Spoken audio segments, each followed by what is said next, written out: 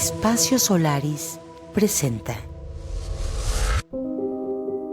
Esto es el arte, eso es el cine, ¿no? Alguien que utiliza la pantalla como un lienzo, que va más allá de la anécdota, no es la historia a contar, es todo el universo a explorar, ¿no? Ahí a través Ricardo Benet, originario de Cardel, Veracruz. Y me rebasó, yo dije, qué maravilla ser gráfico, todo lo que pareciera nada más sensorial.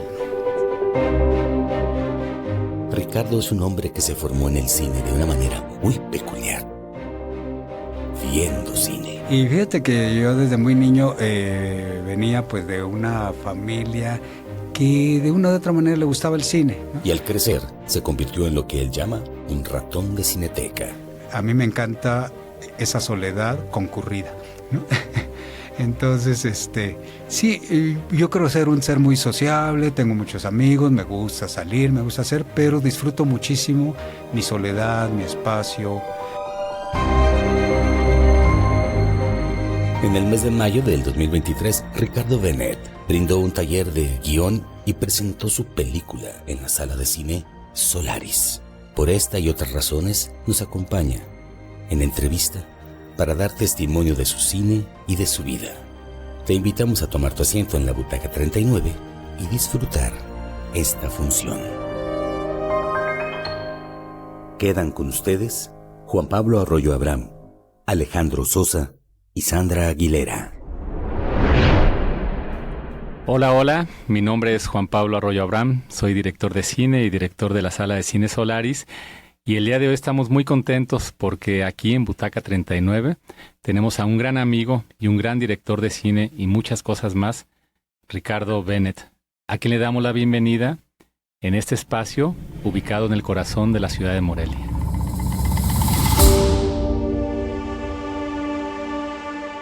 Hola a todas y todos, estamos aquí en el podcast de Butaca 39 y nos da mucho gusto recibir al maestro Ricardo Benet en este espacio de diálogo, reflexión y bueno, todos los temas en torno al cine. Bienvenido, Ricardo. Hola, Ricardo, bueno, pues yo soy Sandra y estoy sentada hoy en la Butaca 39 y quiero comenzar este diálogo contigo preguntándote, cuestionándonos cómo te convertiste en director. ¿Cuáles fueron esos inicios? Si nos puedes contar tus primeras impresiones cuando entraste a una sala de cine y empezaste a conocer esas historias contadas a través de la imagen en la pantalla grande. Qué gustazo estar por acá, Sandra, Ale, Juan Pablo, qué padre regresar aquí a Solaris, y bueno, me trae tantos recuerdos y además le da a uno la oportunidad de eso, ¿no? De rehacer un poco y poner en orden el rompecabezas. Y fíjate que yo desde muy niño venía pues de una familia que de una u otra manera le gustaba el cine, ¿no? Y mi madre era como más refinada en esos gustos, a pesar de que mi padre era más sofisticado, un ingeniero civil, con 2 o 3 idiomas, etcétera. Y mi madre, pues, había sido una muchacha muy simple de pueblo que apenas traía la primaria y si acaso algo de secundaria y nada más. Pero a ella le enganchó mucho las imágenes y el cine europeo de aquel entonces. Entonces vivió así con las cosas estas de Fellini, con los íconos, con la gente, además con los actores, actrices de aquel tiempo. Había cines como el Paseo y el París en la Ciudad de México dedicados a la producción europea básicamente. Era más fácil ver y tener como símiles y como puntos de referencia a Mastroianni o a Claudia Cardinale o a Catherine Deneuve, ¿no? A Gina Lollobrigida y Sofía Loren y todo. Era muy fácil, ¿no? Tenerlos y vivir con eso y con la música misma y oíamos cosas de Eurovisión y de San Remo que después se fueron perdiendo con las generaciones, ¿no? Ya en los 80s se americanizó todo y fue más difícil, ¿no? Entró más el cine y la ideología gringa. Pues yo era aficionado a las películas, me encantaban las de romanos y todo, ¿no? Todas las de batallas y Ben-Hur y Espartaco. Y me gustaban mucho las de circo, ¿no? Recuerdo que Les cuento que alguna vez hice que mi hermano mayor, que me lleva 10 años, y lo hice que se quedara a ver las 3 funciones seguiditas de El espectacular mundo del circo con John Wayne y Claudia Cardinale. Y claro, nos llevamos un regaño supremo cuando regresabas a casa. Él muy a gusto porque se fue con la novia, entonces él hizo cortitas las 3 funciones. Pero yo estaba, desde niño ya era cinéfago, que no cinéfilo, ¿verdad? Entonces yo había seguido pues todo el proceso, viendo cosas, leyendo, haciendo, y no recuerdo bien la edad, pero debe haber sido por los 15, 16 años que uno se topa ya con las películas más definitivas, ¿no? Es como las lecturas, ¿no? Y acá así me pasó también, ¿no? ¿Y nos puedes decir cuál es? Sí, fíjate que fue para mí ver Antonioni en general, pero El Desierto Rojo, recuerdo que cuando lo vi a los 16 años, terminé y dije, ¿cómo es posible que alguien en hora 40 o algo así diga tantas cosas, hable de la incomunicación, de la soledad, de la espera, pero haga además todo un tratado del color, de la textura, de las geometrías? Digo, esto es el arte, eso es el cine, ¿no? Alguien que utiliza la pantalla como un lienzo, ¿no? Que va más allá de la anécdota, no es la historia a contar, es todo el universo a explorar, ¿no? Ahí a través de la pantalla. Y me rebasó, yo dije, qué maravilla ser gráfico, todo lo que pareciera nada más sensorial.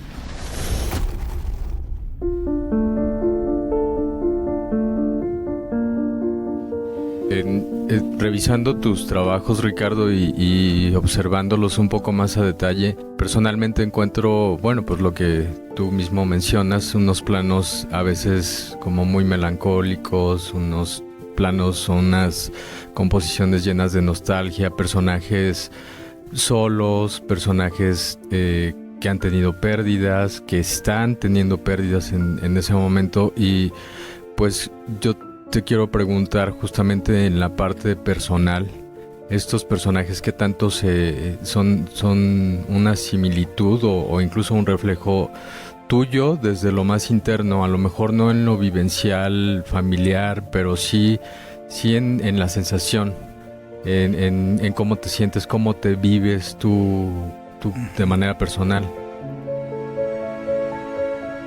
Sí, a mí me conmueve. Yo creo que si algo trato a veces de reflejar, obviamente mediante el viaje, mediante la pérdida o mediante la esperanza o las ilusiones que uno se espera que no llegan, creo que es la fragilidad, ¿no? Yo sí creo que los seres humanos tenemos una hermosa fragilidad, ¿no? También, y que está siempre allí, ¿no? Y yo creo que es eso, ¿no? Que de repente necesitamos más cuidado en observar, en las vidas, en hacer, ¿no? Y en acercarnos al otro. Y eso me conmueve, me sigue conmoviendo, ¿no? Yo voy por la calle, me gusta mucho caminar, me gusta mucho subirme.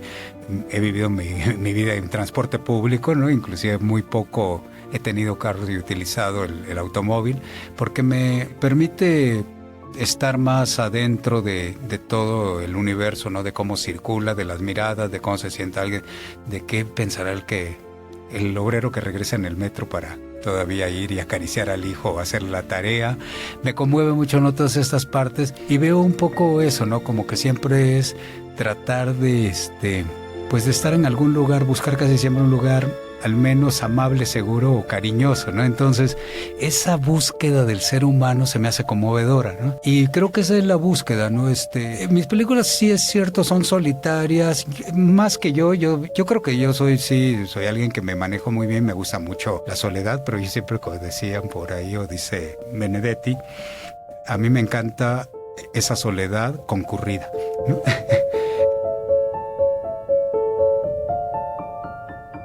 Me conmueve eso, ¿no? La distancia, la soledad, el viaje. Pero siempre trato de tener como una esperanza o un intercambio, ¿no? Un poco valió la pena, ¿no? El que no haya tampoco el melodrama ¿no? De todos contra mí, me tiro y todo, sino es decir, fue mi decisión y valió la pena, ¿no? En Nómadas, bueno, intentan por ahí enamorarse y todo por un rato y jugar a no ser tan solos en una ciudad que les promete todo y no les resuelve nada, y de repente al final no hay culpable, ¿no? Valió la pena, ¿no? Fíjate que te voy a contradecir, porque tanto en Noticias Lejanas como en Nómadas, pero hablemos un poquito de Noticias Lejanas, tu ópera prima. Obviamente traemos algunos momentos de esperanza, pero finalmente las cosas que uno espera pues nunca llegan. Y no significa que sea catastrófico o dramático, simplemente porque hay que acostumbrarse que la vida se conforma de eso, ¿no? La vida no es un gran momento, la vida son muchos pequeños momentos que a veces son decepciones, frustraciones y algunas veces son felicidad. Y hablando de Noticias Lejanas, tu ópera prima, quisiera saber, en este personaje principal, protagonista, que lo que hace es emprender un viaje en búsqueda de su padre y un mundo mejor, si tú te identificas con él y si esas frustraciones que se manifiestan en Noticias Lejanas son frustraciones que tú también llevas en tu interior, Ricardo.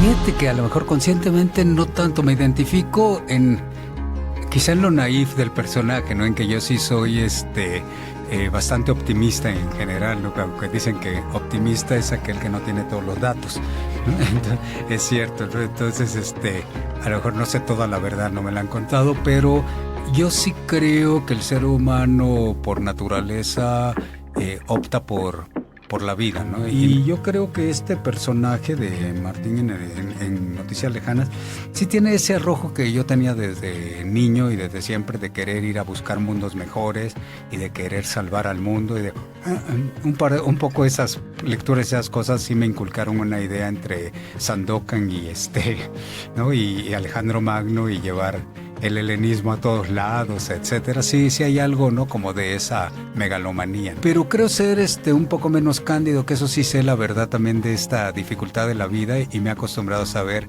que hay lo que hay, ¿no?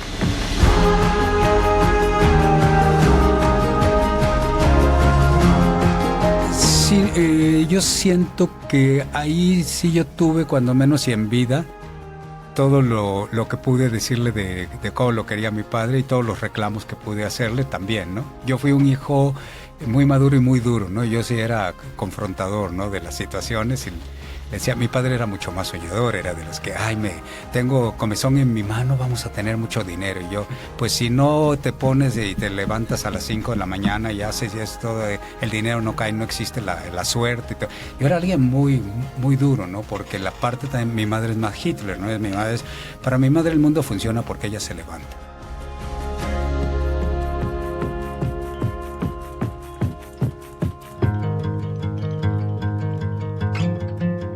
Decía, es que la mamá de alguien tiene migraña. Me decía, dile que se levante a las 6 de la mañana a trabajar y se deje de tonterías, ¿no? Porque para ella esas cosas, ni la depresión ni nada existe, ¿no? Existe un mundo que hay que ordenar. Oye, relacionado con eso, una pregunta muy puntual. ¿Te arrepientes de haberle intentado cortar las alas a tu padre? Porque hoy yo te veo como que eres tú, en cierta manera, el soñador, sí. La figura de tu padre, ¿no? Sí. En aquel tiempo eras el rebelde, porque por naturaleza somos rebeldes. Lo que nos dice nuestro papá, queremos hacer lo contrario. Sí. ¿Te arrepientes un poquito de haberle dicho siempre lo contrario o no, Ricardo? Yo creo que sí, yo creo que con esta soberbia que nos identifica en la juventud, ¿no? Nos pasamos un poquito y no nos damos cuenta que la naturaleza de ellos es así, y que no tenemos derecho a dejarlos de que sigan soñando o de que sigan apostando, ¿no? Hasta que mueran.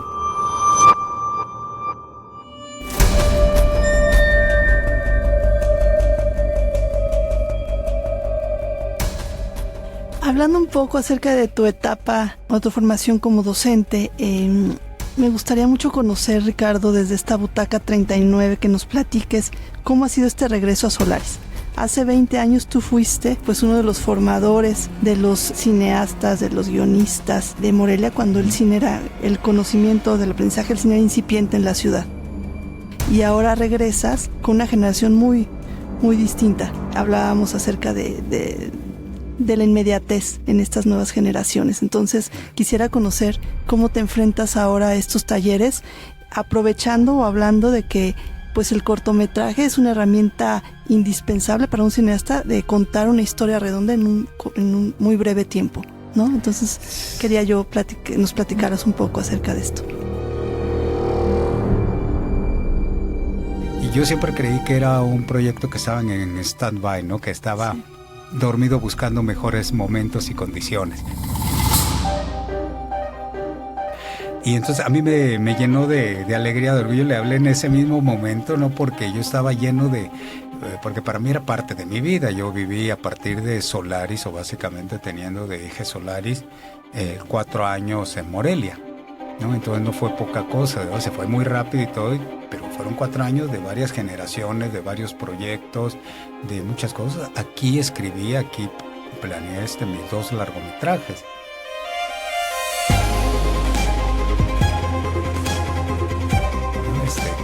Terminé de escribir, o de aquí me lancé a hacer toda la preproducción y a filmar Noticias Lejanas, y posteriormente, ya casi hacia el final, vine y aquí me aislé 5 tardes o 2 semanas. Cuando ya todos se iban, yo me metía a la computadora y me pasaba acá horas y horas. Me quedaba con la llave porque salía de aquí a veces a las 3 de la mañana o a las 5, y aquí escribí Nómada. Para mí tenía mucha relevancia y personal, y el montón de amigos que hice que para mí pues era esa parte. Y aunque he regresado un par de veces en ese intermedio, pues no es lo mismo, ¿no? Regresar por un fin, por un proyecto, que regresar nada de turista. Y me da mucho gusto pues eso, ¿no? Encontrarme a la gente y ir en la calle y saludar a alguien y toparme con alguien más, o ver de repente que se acercan. Y yo fui, ¿no? Yo estuve en su curso de arte, a mí me dio clase en tal universidad, a mí en esta otra, yo estuve acá. Entonces para mí esta parte era obligatoria por un lado, pero me llenó como de emoción y como también de algo como de justicia divina, ¿no? De que necesitábamos esto porque Solaris, dijéramos que no se agotó. Butaca 39. Continuamos.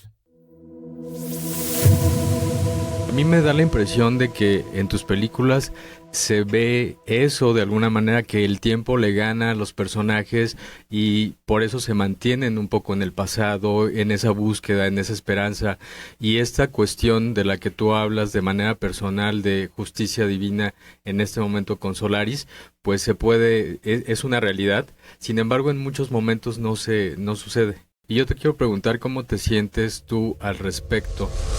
Incluso, pues, archivos de películas, de tus películas, pues que ya están rebasadas en el sentido tecnológico, técnico, y que ya no van a poder ser vistas con la calidad que en su momento pues se tenía, o en la calidad que ahora se puede tener, precisamente porque ya el tiempo avanzó. ¿Cómo te sientes ante eso? Porque pues a mí me da la impresión de que es un reflejo precisamente en tus películas, y no sé cómo te sientas al respecto. No lo había analizado de esa manera, me parece muy padre, muy inquietante ese concepto de que el tiempo nos rebasó. Pero tienes razón, ¿no? Yo creo que sí, efectivamente, en mis películas, las esperanzas, las ambiciones, todo necesitaba más tiempo, y el tiempo vida y el tiempo ilusión se va, ¿no?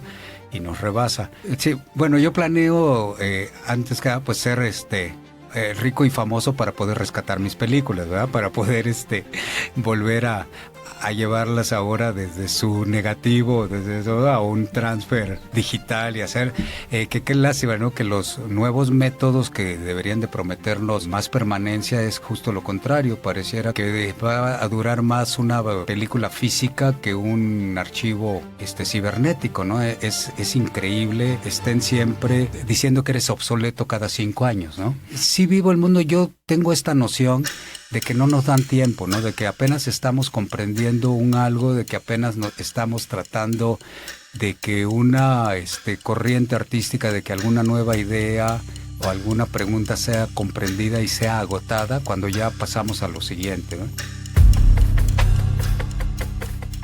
Pareciera que la vida la tomamos como novedad de feria, ¿no? Son puras novedades que nos llegan, nos lo enseñan, nos sorprendemos y a lo otro, ¿no? En ese sentido, es cierto que a lo mejor es un reflejo en mis películas esta imposibilidad de tener ese tiempo de maduración para que sucedan las ilusiones, ¿no?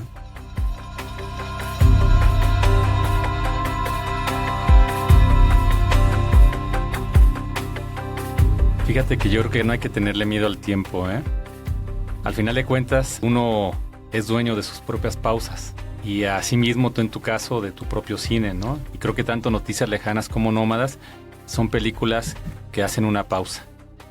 Y son películas de acción al final de cuentas, una acción sentimental, pero son películas que nos obligan a hacer una pausa porque esa es la intención de la película también. Me pasó con El caballo de Turín de Béla Tarr, que dura casi 3 horas y que la verdad para mí fue una sacudida en mi cerebro y en mi corazón, ¿no?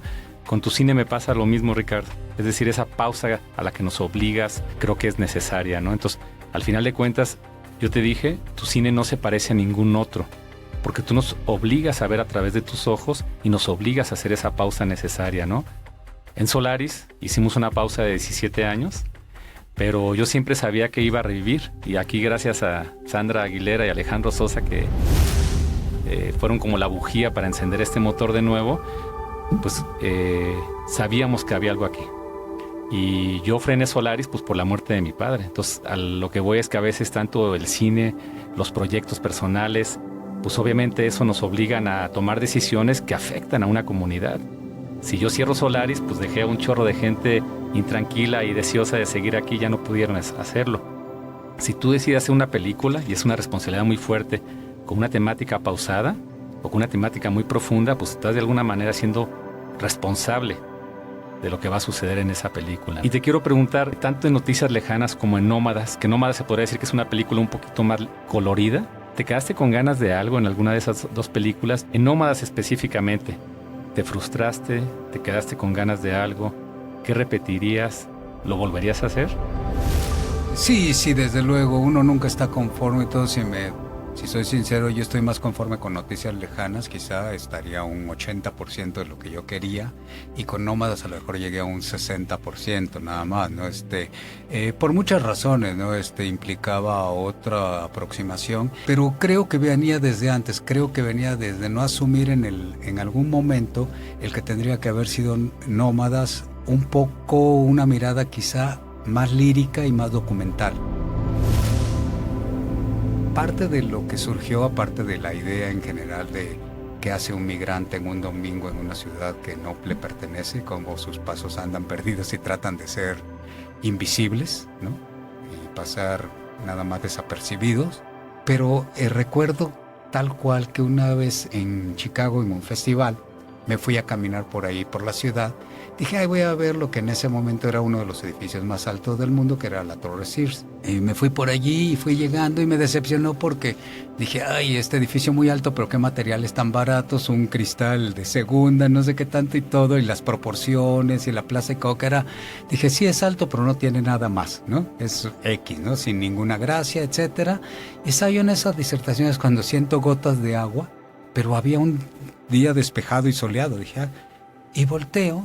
Y por allá del piso, yo creo 70, 80, había unas hamacas colgando con 2 o 3 limpiando cristales.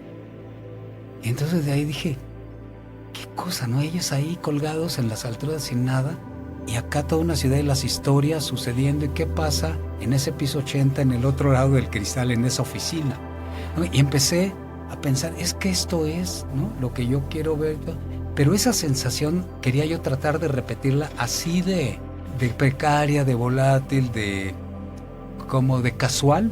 Nada más para que nos entienda toda la gente que nos escucha, en Nómadas hay un personaje mexicano que limpia los cristales de un rascacielos, es interpretado por Tenoch Huerta, y está una documentalista que está interpretada por la actriz Lucy Liu.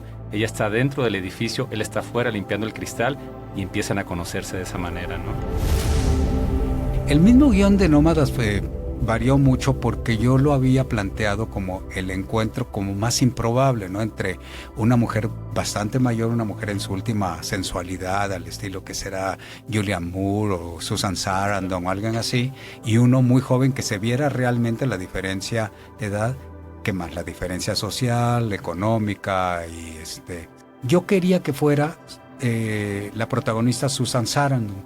Entonces, cuando yo fui con Noticias Lejanas y ganó el Festival de Mar del Plata, andaban por allá Susan Sarandon y Tim Robbins. Entonces tuve la oportunidad y platiqué con ella diciéndole pues que yo traía un nuevo proyecto y donde había sido inspirado el personaje principal en ella y se llamaba Susan, lo cual era cierto, ¿no? Ella le pareció maravillosa la idea, me dijo que sí, que va, pero claro, les digo siempre, ¿no? Con 2 o 3 whiskies encima está uno en plan de decir que sí a todo, ¿no? Como Pedro Páramo, ella estaba en plan de morirse y yo de prometerle todo, ¿no? Decir voy a ir a ver a mi padre. Ya después fue muy difícil pasar otra vez a los representantes, a toda esta cosa y todo, y llegar de nuevo a ella. Y seguí buscando, ¿no? Es porque la idea era un poco eso, ¿no? El cómo la soledad, el dolor, aún en una gran ciudad, empareja a 2 gentes y les da esa oportunidad de acompañarse o de amarse. Acá un poco yo buscaba eso. Y empecé a buscar el registro más o menos de gente así que si Diane Lane, que si Julianne Moore, que si hasta Natasha Kinski, que ya estaba semi-retirada. Y me fui viendo, pero pues todas o semi-retiradas o no querían o hacían. Yo seguí buscando y ya teníamos el tiempo encima porque los apoyos y dineros tienen se caducan, ¿no? Y entonces un buen día yo andaba por allá en la montaña, ¿no? Agarrando señal en el cerro y me dicen, oye, fíjate que le dimos tu guión a Lucy Liu y se lo dimos anoche y nos habló a las 6 de la mañana y nos dijo que ya no lo soltáramos, que por favor que ella lo quería hacer, que sí o sí, ella iba a hacerlo y que cuando puedes verla, que almuercen o coman. Y ya así a los 3-4 días estaba yo allá en Beverly Hills en el almuerzo con Lucy Liu, y ella ya dando por hecho de que ya no lo vamos a hacer, ella ya metiéndose así en, oye, si hacemos esto y si acá y mejor y en esta escena esto, pues ella ya lo tenía perfectamente planeado, a ella le gustó mucho el proyecto y yo le dije, oye, sí, pero yo sé que esta es una película limitada y barata mexicana y tú vienes pues del cine de grandes presupuestos, le digo, tú vienes de hacer Kill Bill, donde supongo que al menos has de haber ganado $1 millón y todavía me hace con la mano así de que un poco más, ¿no? Pero entonces ella dijo, no te preocupes, esas son cosas de mis representantes y tu gente. A mí me gusta y lo quiero hacer y voy a cobrar lo que cobraría una egresada del Actors Studio ahorita en este momento, ¿sí? Entonces tenía la gran ventaja de que ella vive en Nueva York y la película se iba a filmar allá. Tuve el chance de al menos 15 días diario por 1 hora ensayar con ella. Yo fui extra en tu película, ¿eh? Sí, en una cantina. Juan Pablo en una cantina sale ahí así todo. Antes no me pide ahora regalías y me pide que es que no te he comentado, pero por ahí va la tirada, Ricardo.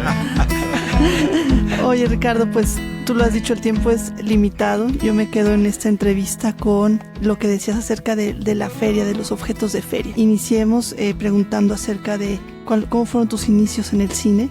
Y yo por último te quería preguntar, ahora estás experimentando nuevas tecnologías, la realidad virtual, la inteligencia artificial. ¿Cómo se insertan estas nuevas tecnologías en el cine para contar una historia? ¿Y cómo podemos hacer para mezclar estos lenguajes híbridos que sean que vuelvan a ser humanos?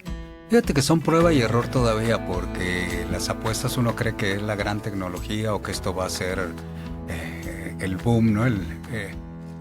Y a la mera hora no funcionan porque también la gente no quiere invertirle más tiempo en conectar un nuevo aparato, ponerse un nuevo audífono. Entonces, la realidad virtual que se creyó desde hace unos 8 o 10 años que iba a ser, bueno, ha tardado mucho porque no le han encontrado la masificación, ¿no?, del asunto.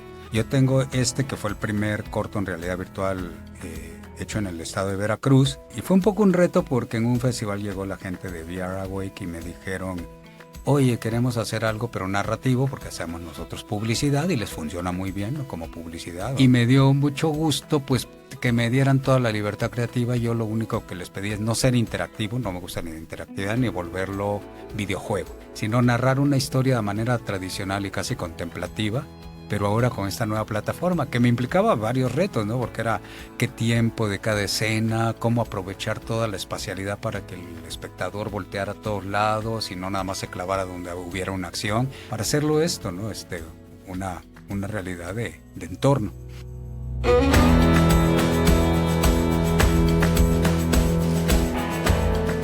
Pero yo lo que creo es que no tenemos que luchar contra eso. Yo siempre digo que no matemos al mensajero, ¿no?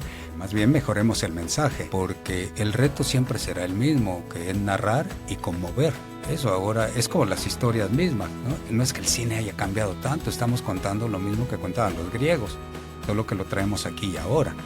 Ricardo, bueno, pues por lo que dices y por lo que hemos estado platicando, finalmente concluimos que repetimos discursos, repetimos mensajes, pero creo que también repetimos hábitos y heredamos además de comportamientos y conductas. A mí, inevitablemente, cuando describías a tu padre, pensaba en ti ahora y no tengo ninguna autoridad para invitarte o a darte un consejo, sin embargo quisiera pues como reconocer que en este momento de tu vida tienes gran éxito, es un muy buen momento y me da la impresión de que estás también un poco viviendo en la época dorada que ya tuviste y pues eso te invitaría a que disfrutes también mucho tu momento actual y qué bueno que nos lo compartes, qué bueno que estás aquí en Solaris y me da mucho gusto haberte conocido y tenerte aquí. Gracias. No, gracias a ustedes porque efectivamente no sí me siento en eso en mi mejor momento, sí siento que es que no hago nada que yo no quiera hacer, ¿no? Entonces y eso para mí ya es una gran cosa, un poco esta idea de ¿no? de la trascendencia, ¿no? De eso que queremos que nos sobreviva a pesar de nosotros y de nuestros egos, ¿no? ¿Y viene una tercera película o no? Sí, desde luego, la tengo ahí toda desde siempre porque yo ya tengo la carpeta y todo, así es que a quien le sobre por ahí unos $500,000 o $600,000, ahí avísenme, ¿no? Que ha sido una honda exploración que me siento muy orgulloso porque, aunque es una ficción, me di a la tarea de ir y hacer toda mi chamba, ¿no? Es un personaje que es una mujer tarahumara que fue noticia muy leve. Y yo la empecé a explorar, una mujer que en busca de su hijo se va sin otra cosa que un morral, unas hierbas y su lengua rarámuri desde las barrancas del cobre. Ella pregunta metafóricamente a dónde se van los hijos y los viejos del pueblo le dicen al otro lado. ¿Y cómo le hago para ir al otro lado? Camina siempre al norte. Y se va, camina. Después de un año que la dan por muerta, aparece en medio de Kansas City hurgando de la basura. Nadie sabe cómo pasó, no sé qué, pero como no la entienden, sus vestimentas, sus cantos, sus rituales, todo es raro, pues se deciden que la mujer está loca y la meten a un psiquiátrico por 13 años. Súper interesante esa historia, muy cruda la verdad. Y sigues teniendo el tema de la migración, de las caminatas y de los largos recorridos y ya, ojalá por ahí consigamos los $600,000, Ricardo. Sí. Yo quiero agradecerle a Francisco Gallo, quien está en los controles, a Sandra Aguilera, colaboradora nuestra, la romántica, aquí en Solaris, a Alejandro Sosa, nuestro psiquiatra y psicólogo, y en especial a ti, Ricardo Bennett, por haber estado el día de hoy con nosotros en este lugar tan mágico que es Solaris, en esta casa tan antigua que tiene más de 300 años, en el corazón de una ciudad hermosa que es Morelia. Ojalá se repita porque platicar contigo, la verdad es que el tiempo ahí sí nos ganó. Muchísimas gracias a ustedes, un gran placer y de veras qué emoción y qué vuelta y qué reencuentro tan maravilloso, ¿no? Es un placer, un lujo. Esta fue una producción de Espacio Solaris y Huella Digital.